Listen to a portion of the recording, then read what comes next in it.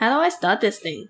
Have you plugged the bloody USB in? Yeah, it's in. Nah, man, that's the wrong port. Oh, wait, it's flashing now. Is it it's recording. Well, let's start this thing, fool! Hello, everyone. I'm Amelia. Hi, I'm Sam. Welcome to Ask the Duo podcast, a podcast where we get deep into those late-night, unfiltered conversations. We'll be discussing all things lifestyle, relationship, mindset, and more. Alright, let's get to it!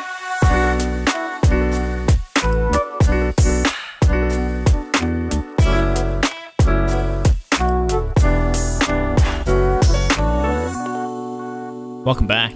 Yo, yo, yo. Yo, yo, yo. To this beautiful, sunny day. Yeah. Well, look, we've had a week of gloomy, shitty, rainy weather. Yeah, it's been pretty crap. Gloomy, windy. I just said that. Dusty. all the above. Yeah. It's good to have something different, i.e. the sun. And I feel like it lifts the spirits, you know? It actually does. Like, I can't remember the actual terms, but like morning sun especially gives you, I think it boosts your serotonin or something like that, which actually limits your cortisol, your stress levels, and it actually helps boost your mood. Yeah, that makes sense. Yeah, don't quote me on whatever those terms I just said. It's something around those. So something that boosts your mood and it reduces your stress levels. It is getting very sunny and it's getting hot, so... Very hot, and my body does not do well with the heat. Yeah. Speaking of which, we recently just got married, but we have been living together for roughly, I'd say, 2 years or so. Mm. And I know that, there are traditional people out there who would prefer to get married prior to actually moving in. Yeah, it's a tradition thing in most cultures, I would say. Yeah. So that's something I wanted to discuss today with you is what are the things that people need to consider or should consider prior to moving in with your significant other before marriage? Well, I think it'd be also good to discuss the thought process, how we thought back then versus now that we're actually living together. Do we agree with our opinions back then as opposed to what we think now? Yeah.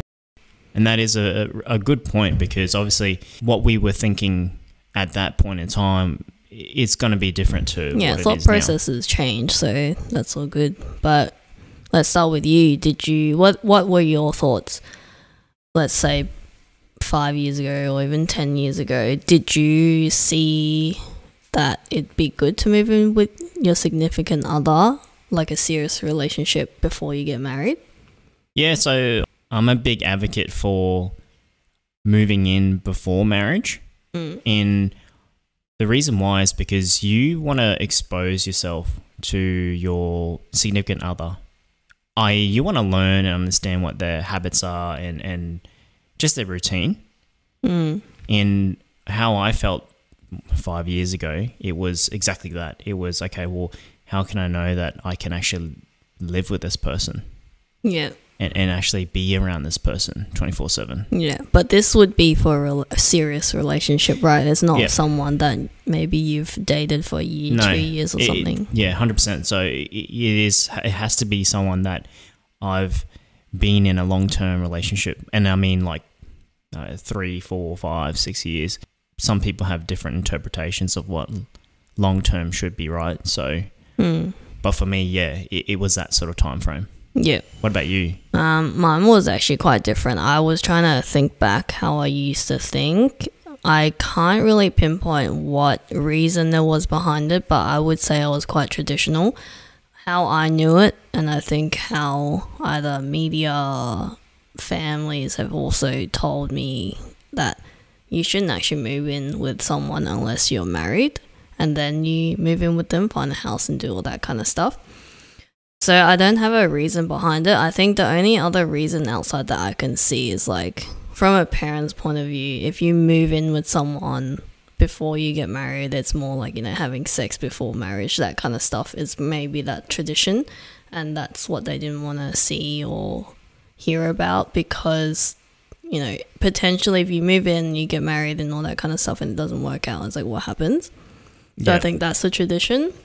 Right. But my thought processes now have definitely changed, because after going through, I'm talking more realistically, going through planning a wedding, moving a house, and at that same time we were also changing jobs, and all of that is just high stress. So if you were to get married, then you had to move in and find a house all in the same time. Like, I can only just imagine how much stuff you had to deal with just physically, not just the emotional and like living with someone. And that is right, because for us at that point, it was a pinnacle point, because everything was happening at the one time, I'd say. Yeah. And yeah, exactly right. In terms of, well, the moments, the events that were changing, those were large commitments. Yeah. If you want to put it in that way. Like, commitments aside, it's just the effort and what you need to do is just physically taxing as well. Like, moving is very physically taxing. Then you got to plan and liaise with all the vendors and all that stuff with like a marriage thing. Because I don't know if this happens to everyone, but I have seen people who do move after they get married. It's usually quite soon after, or they do it at the same time. So they're planning the wedding and they're trying to deal with moving into a new house or buying a new house. It's a lot. Yeah, of course. Yeah. But at the same time, in terms of seeing the benefits of moving with your significant before marriage, I agree with you. Like, you start to learn a bit more about the other person on an even deeper level. Even though you may know that person really well, you start to see more of the small habits that you might not see outside of home, because at home, that's when everyone's their most comfortable, in their comfortable state. They do everything how they like to do it, and they don't need to worry about how society might view, you know, how they lie on the couch or when they clean their dishes, or, you know, those kind of things. But you will see that if you move in together with your significant other. Yeah, and exactly right. It's, as you mentioned, it's your, like, being at home is your most comfortable zone, if you want to call it that, right? So it's good to sort of be exposed to your significant other's, like I was saying, routine, because you don't know if that routine is something that you can work with, or maybe that's something that grinds your gears.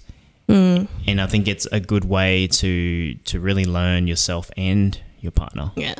And then one other thing that I see that's a benefit from it, like, most of us that are Asian will still be living with our parents, right? And one thing that you can gauge how genuine this person is, that's outside of how they treat people outside of home, like friends and that kind of stuff. It's seeing how they treat their parents. And you can see that by living with them as well. Right, yeah. Like, if you, like, as a scenario, if you did move into one of your partners, like, as in, like, you moved in with your partner who's still living with their parents, or vice versa, like, you get to see how they interact with their parents as well. That's a good point. But I'm just saying that because that's actually what happened to me. I moved in with you where you were living with your mum. And one, it allowed me to get closer to your mum, get to know her more too, but also see how you interacted with her in a home setting. Yeah. And I'm sure you thought my relationship with mum's a bit weird. Actually, you have a really close relationship with your mum, which is very different to a lot of Asian cultures. Like, no one, like, you openly swear to your mum, and I can openly say that not a lot of Asian kids would do that to their parents. Yeah, 100%. But I guess my mum used to be like that, where she used to probably backhand me in the mouth. Yeah. But look, times changed, and she's way more open to what she used to be. Yeah, which I find really cool, and I really appreciate that, because not only are you in a hierarchy where this is your parents and you're the kid, you listen to what your parents say, like, you guys actually interact as if outside of that, parents and kid, you guys are kind of like friends. Like, you guys just talk, joke around, swear at each other, give each other shit, like that kind of stuff, and you just laugh about it. And it's pretty cool to have a relationship like that. Yeah. Yeah, but anyways, that's very off track. Yeah, so it just allowed me to see that interaction, how you treat your parents, because that's kind of how you gauge how they will treat you as well, because your parents is someone that you treasure, it's family, and that's a very important part of understanding your significant other or your partner. Yeah. Yeah. 100%. But I just wanted to see some data as well, because I am a very data person coming from a creative mind. Analytical. I couldn't find anything from Australia, but this is what they have said, that about half of the US adults, 48% people say that couple who live together before marriage have a better chance of a successful marriage than those who don't live together before marriage. I can see why they say that, but I think it's a very broad statement as well. Yeah, okay. Yeah, so that 48% of the population are said to have a better result living together prior to actually getting married. Yeah, and I think I can see why that works out, and it's because of those reasons that we're saying. Like, you get to learn to cohabit, essentially, with the other person, live together, and learn their habits, learn what they like, what they don't. Yeah, habitat. I feel like I'm doing like a it's like what? eco science. Ecosystem of frogs and stuff like that. Frogs. Yeah, but I feel like it's such a broad term to make that statement that it's because they live together it's successful, because it could be due to many other reasons too. Look, it's quite simple in the fact that you're exposing yourself to one another, and the whole point of a relationship is to learn and compromise, right, and communicate. So living together alone is a big eye-opener for anyone, because like I said before, it's all about understanding that person's routine, but even the little nitty-gritty things that they do that might grind your gears, and those things are the things that you learn and adapt. Yeah, but I did find one's more interesting data. This is more from Australia. In 2005, it's a bit old, the data, but it's still interesting. In 2005, 66% of people agreed that 66% of people thought that it was okay to be unmarried and live together with no intentions of marrying, and now it's grown to 74.9%, and that was 2015. So I don't even know what 2022 would be, but I can only imagine that that's just continuing to grow. So I think you can start to see that trend of that tradition slowly phasing out, and also people may start to think that there is benefits of moving in before, and it's because of the learning about each other on a deeper level. Yeah, I just found that interesting. Yeah, it actually is interesting when you look at the numbers from data and the analytical point of view. It's kind of eye-opening to see the changes of how people were thinking, X back years ago to maybe something that's more current. And it could be maybe a phase that people realize, or a change in maybe a trend, or just how relationships are going nowadays. Yeah. And it's good to see that people are open to trying it out and changing. And obviously it's okay if you still really believe that tradition that you have to get married first before buying a house. That's really cool. That's really up to you, and it's fine if you believe that. But it's just interesting to see that there are more people that are open to living with their partners before getting married. But what I wanted to lead into is, like, if you were thinking of moving in with your significant other before marriage and you're kind of on the fence, we wanted to just point out a few points to consider and what to think about, and what to talk to your partner about before you move in, to help you decide if you want to or if you should or not. Yep. So did you have some points you wanted to start with, or do you want me to start? I'll let you go first. I think the biggest one for me first one is really talk about why you want to move in together, because it really depends on how long you guys have been together as well. And I feel like if you just want to move in together because you want to be next to each other more often, which is fine, but if that's the only reason, I don't know if that's a strong enough reason for you to move together, because you haven't had a better understanding of each other outside of that, like outside of just wanting to see each other more. Yeah, I can see where you come from, yeah. I understand where you're coming from on that one. And that's actually a good point, because depending on, like you said, the length of your relationship, that could be a pinnacle point of what's the next steps forward. So, and what is the next steps forward? Well, it's either you get married or get engaged, right? Or you move in together. Yeah, and I think before that, like while you're talking about why you want to move in together, you also need to talk about your long-term expectations or your long-term goals individually and together. So if your goals and your where you want to be in the next few years is very different, this is a good time to bring it up and talk through that to have an understanding before you make this next move. Yeah, 100%. I think a clear, open conversation when it comes to this moment is really important. And like you said, if both your individual goals don't align, then what if you didn't discuss that and took the next step forward together and then realized that you guys both want different directions of life? And that's going to clash, and that might cause the relationship to not work. Yeah. So I think it is really important to have that open conversation so that it's out there in front so that you guys can talk about it. Yeah. And I think for us specifically, how I knew it'd be the time for us to move in together, like past the whole honeymoon phase where we're like really just into each other, want to see each other. That's like the first 1 to 2 years, whatever it was, I can't remember. Then you have a period where you're just trying to get to know each other, learn about each other. But then it got to a point where I think we were like, 5-6 years down. But for me, I knew that I wanted to be with you more, but it wasn't because it's like I want to see you more often, all that kind of stuff.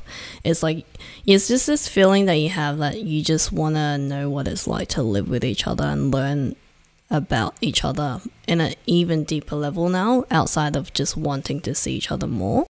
Yeah, and that's actually a good point, because it's like, if I were to dial back to prior to you moving in with me, I don't even remember how we even got to that point of saying, hey, you want to move in kind of thing. I think it was probably because of coronavirus. Yeah, ours is COVID, so it's not the best example, but yeah. But outside of the pandemic thing, we still had a conversation about it though. Yeah, we were looking for houses.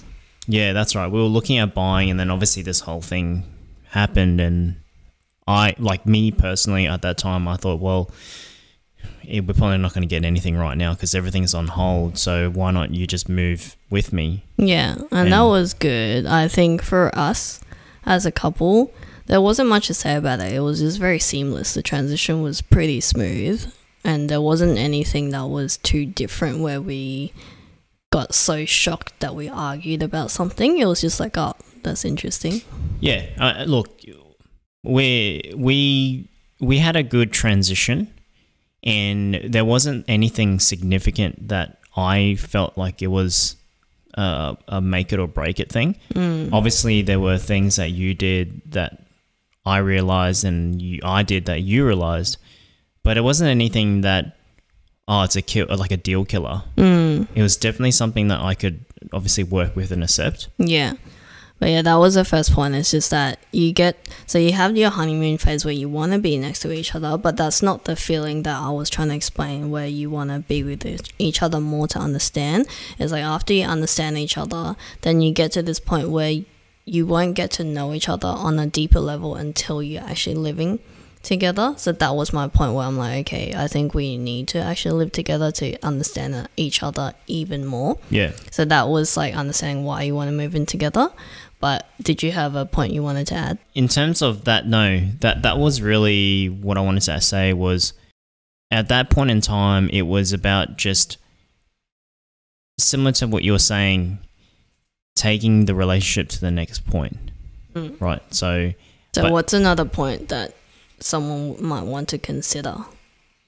So deciding on, I guess, how you could split or want to split your finances, like current and in the future. Yeah, that's finance is a second big thing I would say that would come up when you're talking about this. Because money and finances is a big thing that I think most people probably overlook because you're so ingrained in your own routine where you've got your own life at your home and I have my own life at my home. So we don't talk about the money that we earn, expenses and that sort of stuff. I think it's also a perspective and a mindset that money is something that you don't talk about, like you don't share that.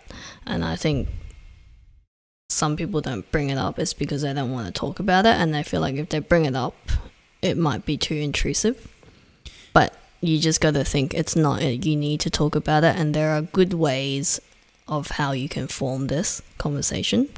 A good way to sort of start that conversation is probably more so bringing up the fact that if you guys are considering in moving in together, it's about seeing, okay, well, what's our option? So if you are looking to rent, it's understanding how much rent is, understanding your income, understanding what you guys do in terms of expending. Yeah, and it is a bit being vulnerable because you're now talking about how your spending habits are, your income, what you like to purchase as like a disposable income, like those kind of things, and just discussing them, creating a plan essentially on how you're going to do it now and also in the future. Yeah, exactly right.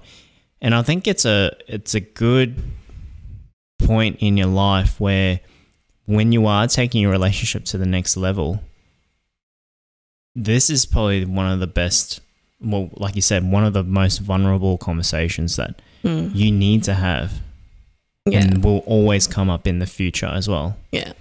I can definitely say when we had to talk about finances for us when we were buying this house, this house, I definitely felt really vulnerable because, like I said, the mindset that you don't talk about your money, your finances, that's a very personal thing.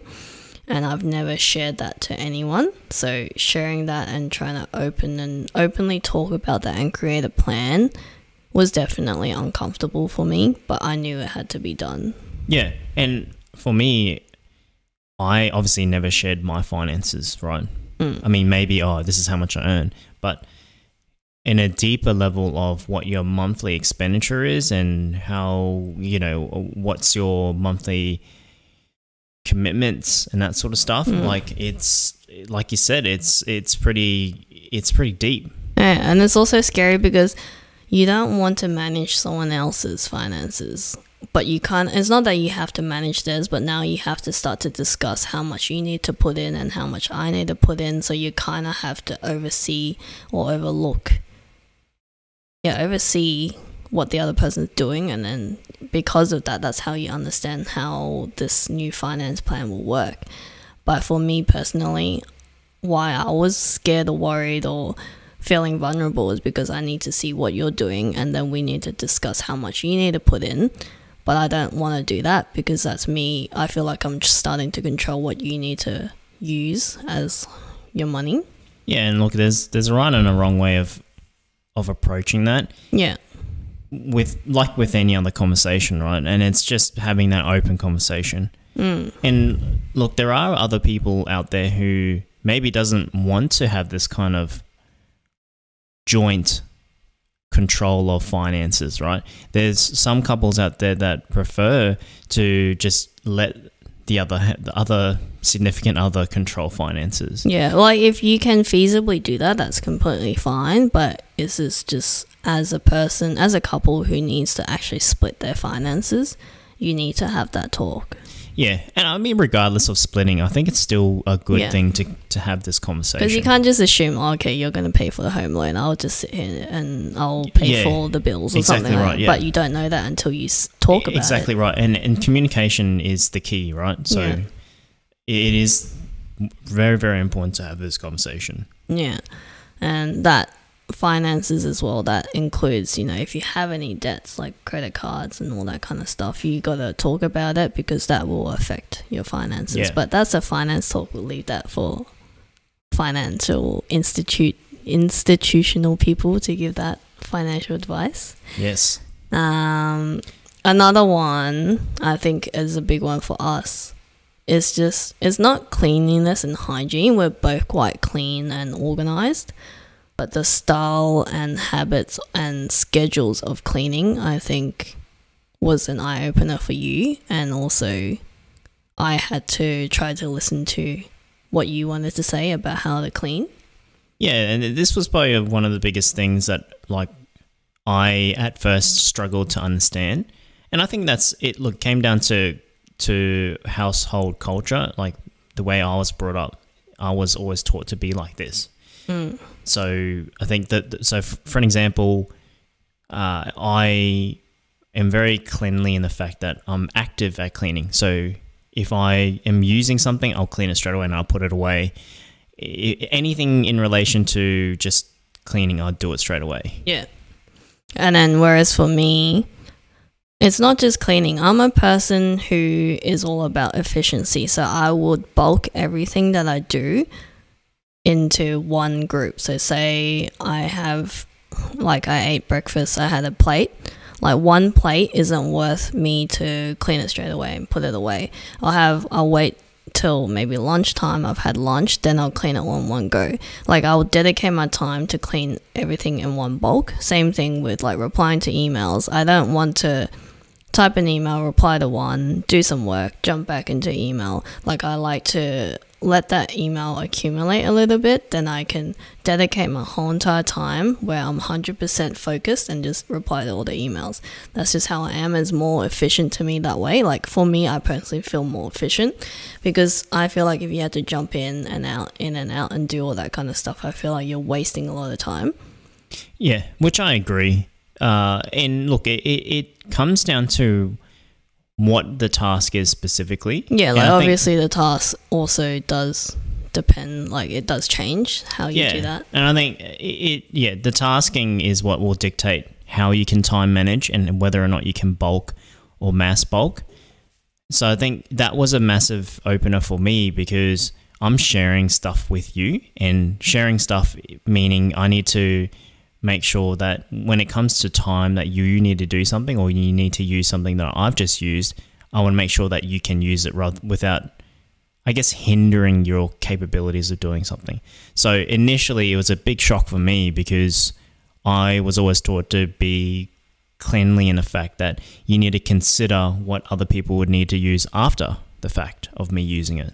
Yeah, but I think it's also just understanding how you see what is messy and how I see what is messy. So my understanding of messy was like, for example, if we're using this cleaning the sink situation, it's like piled up to the max, like that's messy. But your messy is even just plates, bowls, a few cups in there where it's not full, but it's definitely got a few things in there and you would consider that as messy. But our understanding of it was very different, so it's just understanding that too. So I think this is a good point to bring up to your partner and maybe discuss cleaning schedules or how you would like to clean things or who's going to take out the bin, who's going to do this and that. And I think it's a good schedule to have too, because you both have your own individual routine. So it's a very important thing to have that kind of conversation. Yeah, and also just to understand how often or frequent, like say doing the laundry, some people might do it once a week, some people might do it every night, like it really depends. And just understanding that and then come to a plan and be like, how will we do this now that we're going to live together? Yep, exactly right. Yeah, so that was one point. The next one is, well, we've already covered, we were going to talk about splitting out house duties, but that kind of falls together.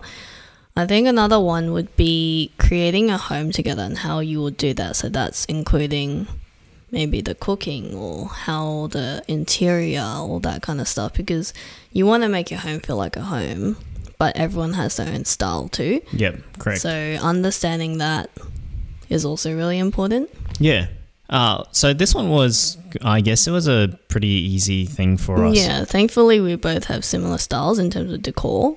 Yeah. For me, I'm not too picky. I'm pretty simple, and we have the same sort of taste when it comes to decor. So that was really easy and you take that initiative, which I'm happy for you to do whatever you want to do, because I know that what you do is what I like too. And I think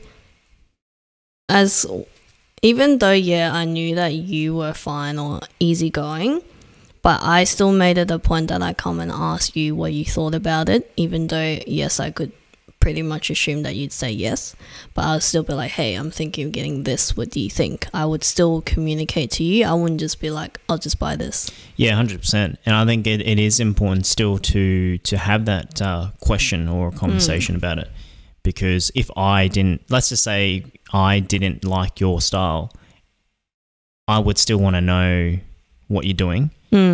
And it would suck if you took the initiative and did it, and then I saw, oh, what the fuck is this shit? It looks like shit. Like, you know what I mean? It's going to cause an issue. Yeah. But in terms of additional to that, creating a home together, bringing it a little bit back about the household culture. So like how you've been brought up to do certain things around the house. Like, for example, wearing shoes in the house. Like for us, we don't wear shoes in the house because we've been brought up that way. But some people might have different, like one family might be okay with shoes in the house and one isn't. So just be mindful of any assumptions. Just because you've been brought up or lived doing things in the house a certain way, you can't assume that everyone does it the same. Yeah, 100%. And I think it's a good thing to have that conversation too, if there is something that you see that you're not comfortable with or you don't like, it's just about having that conversation. And look, there's a right and a wrong way of saying it, like I was saying before. So being sensitive in how you approach that conversation. Yeah. So how this ties back into moving in with your significant other before marriage, I think sometimes you can discuss these things, but there are a lot of things that you might even forget yourself because it's just a habit that you've been doing for so long that you don't even realize. So when you live with someone, then you can actually see these things outside of the discussion. And it's not because they were hiding it from you. They just honestly didn't think that it was something that was so different that they need to bring up. So when you live with someone, you can see these small little habits that even they didn't realize. Yeah, 100%. And it's just about picking that up and having that conversation, right? So yeah. Yeah, that's one thing. Like just talking about how you would potentially want to create a home together for now and also in the future. Like, do you plan to rent now and maybe build a home later, or do you want to stay in this house for a long time? And how would you create that space? Yeah. The next point is about more so how do you consider like handling your stress, because everyone handles their own individual stress differently. And specifically to that, it's like, well, when you're stressed, are you emotional? Are you aggressive? And it's about being mindful of how you are acting in a joint environment. Yeah, and I think this is also important, and why I think this is good to have as a point to consider when you're moving in with a significant other in a house setting.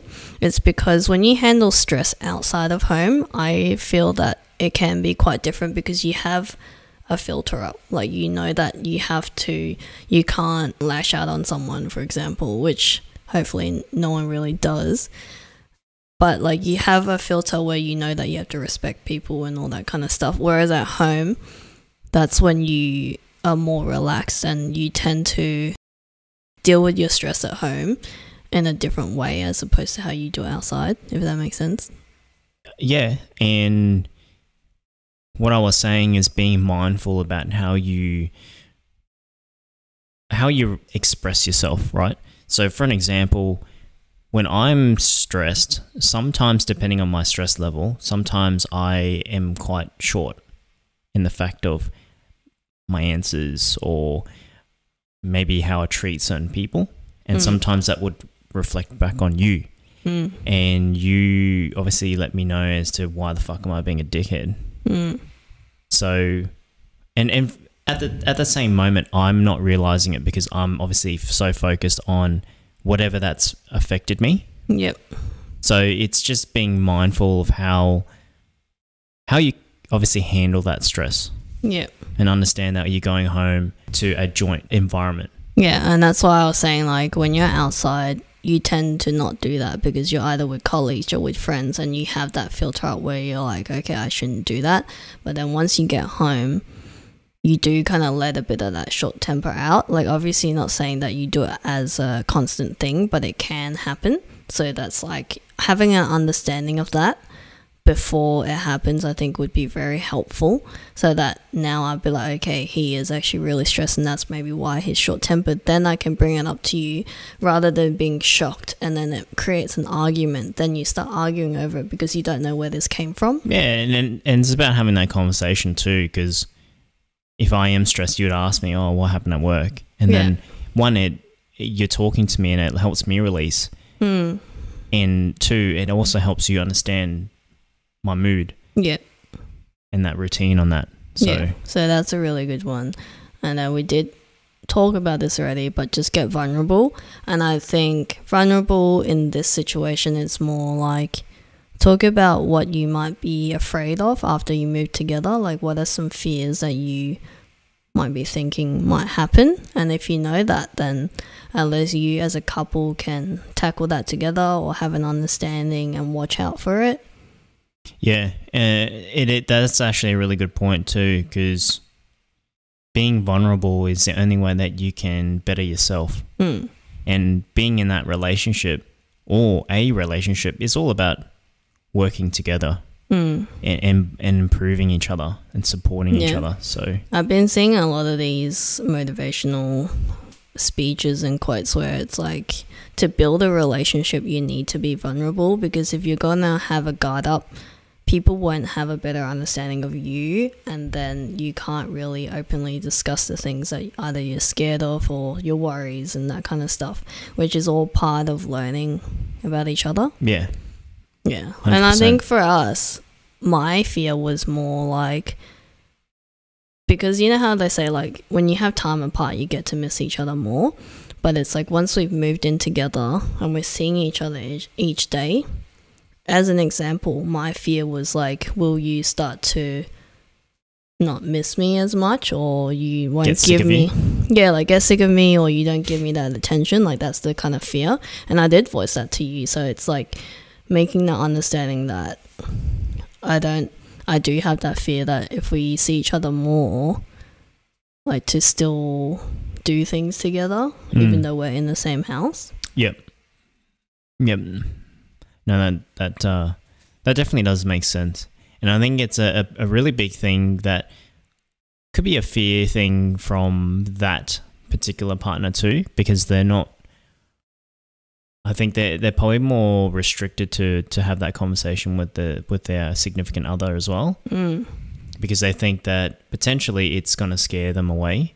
But I think it's a good conversation to have. Yeah, I think a lot of the struggles that people have is they have a fear of, you know, either the person running away or now seeing their true person on a deeper level, and that they're gonna now not like them. But I think either way, if you show your true self and they're still there, then it was worth the talk. But if you're being your true self and they didn't end up liking who you are, it's not your problem. Like, you are being you. You've done what you can, and that person just didn't align or fit with you. Like, they're not a good or a bad person. They just didn't align with how you do things, and it was just too much for them where they didn't want to compromise. Yeah. And that's completely fine. But some people may choose to compromise, and that's even better. Now you're working together as an even better couple. Yeah, 100%. So that was our main tips to consider in relation to what things that we all should really think about prior to moving in before getting married, right? Yeah, I'm sure there's more points out there, but these were some of the ones that we considered. But let's just quickly sum it up.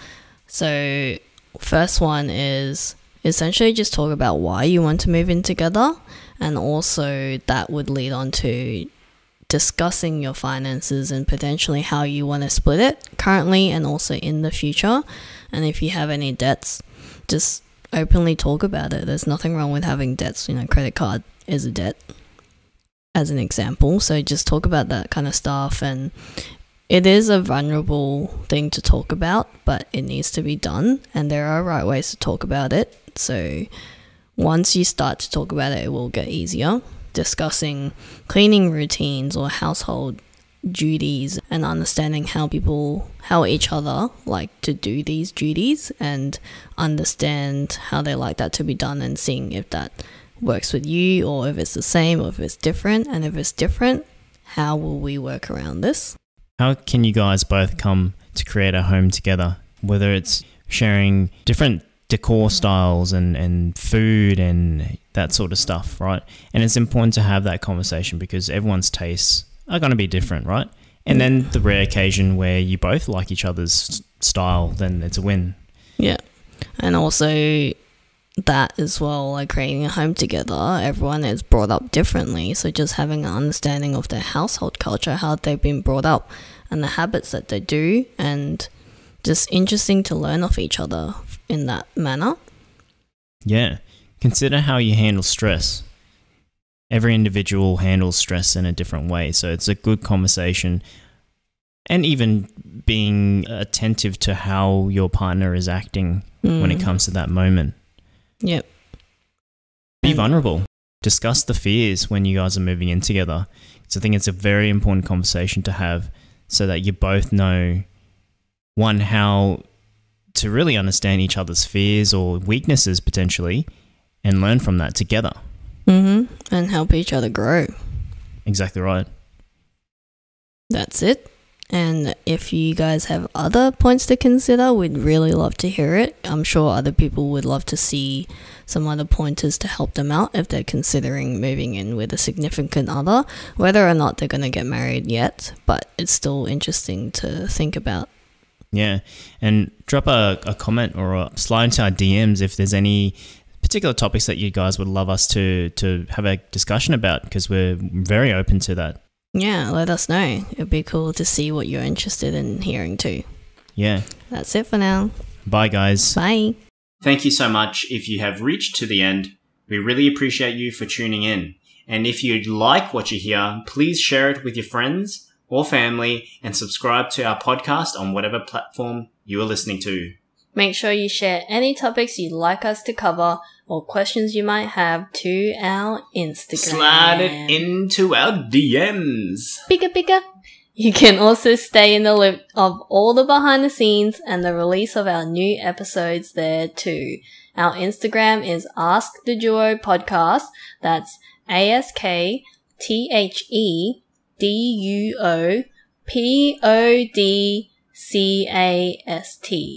Man, feels like I'm in a spelling bee competition right now. Alright, that's it for now, and we'll see you back here for our next episode. Bye! See ya!